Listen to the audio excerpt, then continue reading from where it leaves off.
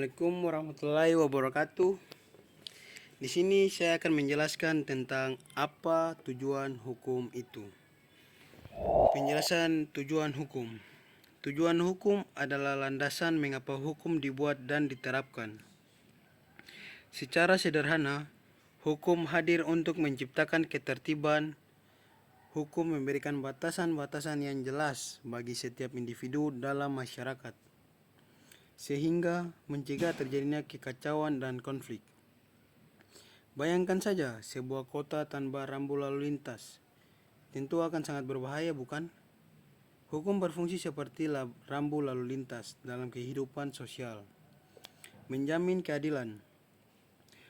Hukum diharapkan dapat memberikan perilaku yang sama dan adil bagi semua orang tanpa memandang status sosial, ras, atau agama. Keadilan adalah fondasi penting dalam sebuah masyarakat yang harmonis. Memberikan kepastian hukum. Hukum yang jelas dan pasti memberikan rasa aman bagi masyarakat dalam menjalankan aktivitasnya ketika kita tahu apa yang boleh dan tidak boleh dilakukan. Kita bisa merencanakan masa depan yang lebih baik. Melindungi hak asasi manusia.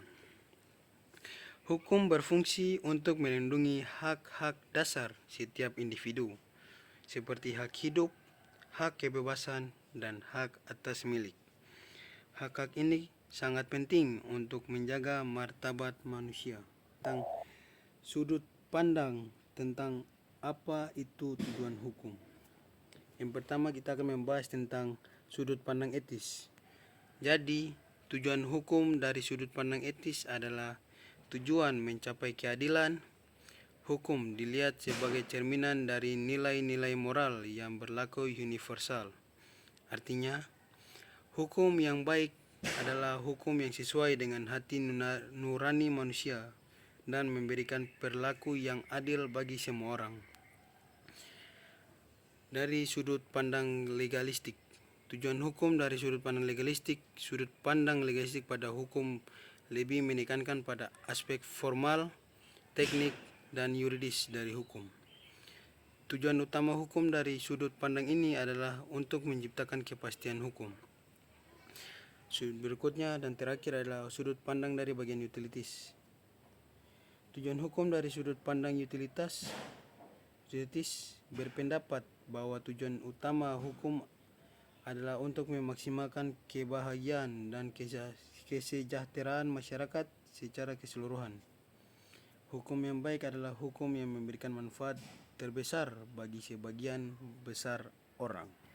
Cara penerapannya. Jadi penerapan tujuan hukum merupakan proses yang kompleks dan melibatkan berbagai pihak.